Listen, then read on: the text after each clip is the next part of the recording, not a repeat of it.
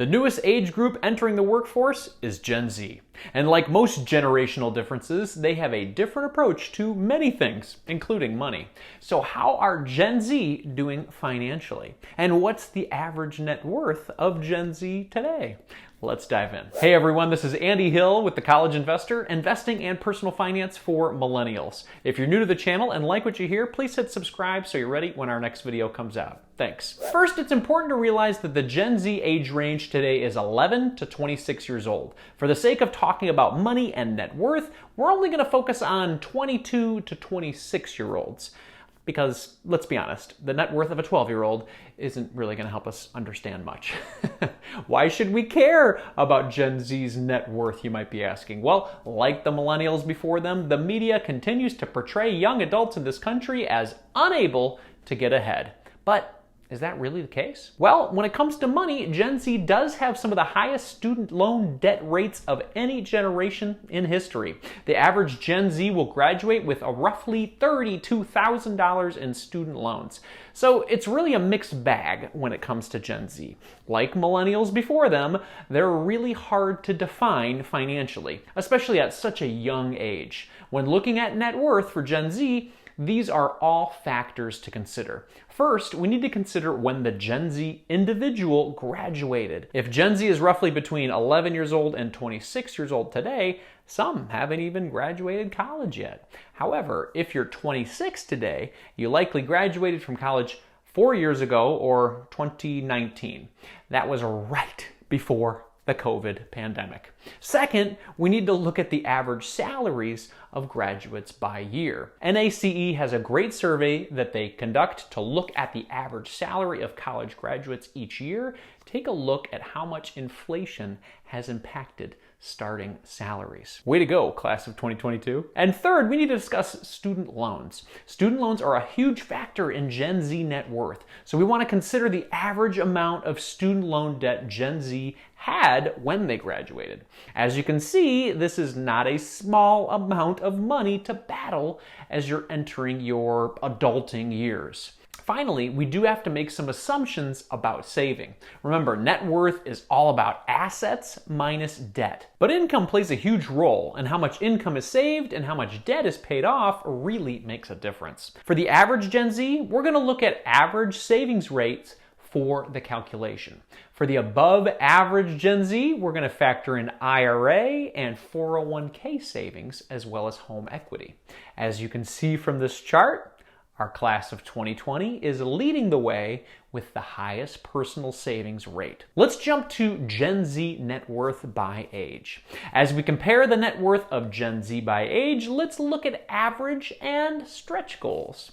We think it's important to always consider the average, but we also want to leave you with a stretch goal to get yourself in the top 1%. Okay, here we go. Remember, this is just an estimate, but based on years of experience, we think it's a fairly accurate estimate. All right, average Gen Z net worth by age. Okay, here we go. Let's start with the class of 2022 at age 23. That would be negative $31,571.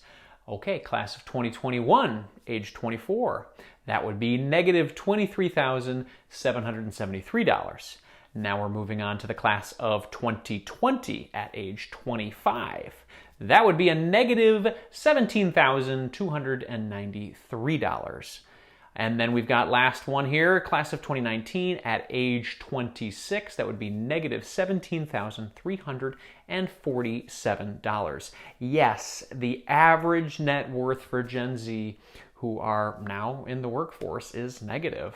We put the average of everyone at negative $22,496. Both COVID and inflation are having a profound effect on this generation. COVID stifled wage growth in 2020, which hurt the class of 2020. Inflation is helping the class of 2022 with wages, but the costs of goods are also skyrocketing. Let's talk high achiever Gen Z net worth by age. Now that you've seen what the average is, what does it take to be above average. Well, anything better than what we just reviewed is obviously above average, but we need to give you a stretch goal. So let's do that here. We call this the High Achiever Gen Z Net Worth by Age. So how do we get there? Well, a few key areas. Eliminate your student loan debt, boost your income by 25%, and save at least 25% of your income.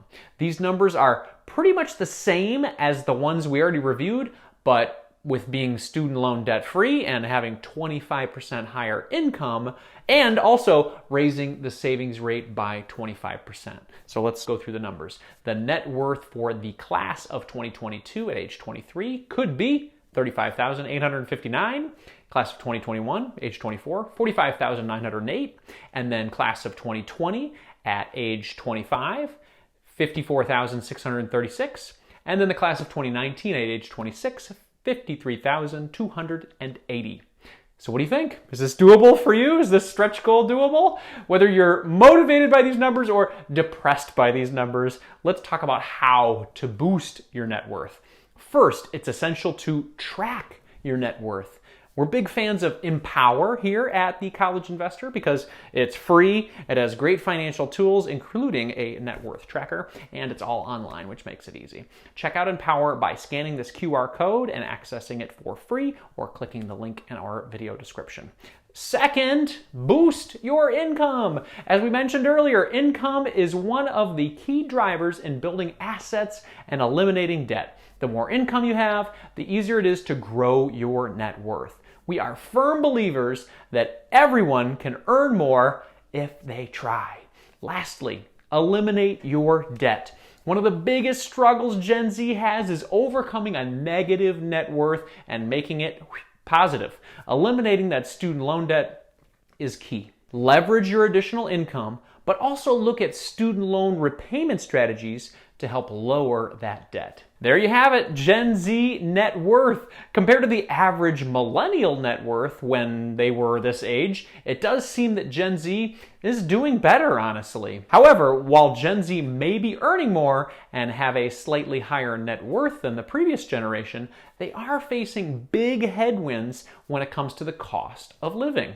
They're making more, but everything is costing more. As such, it can be harder to grow your net worth. Combine that with rising student loan balances, and it's challenging to get ahead.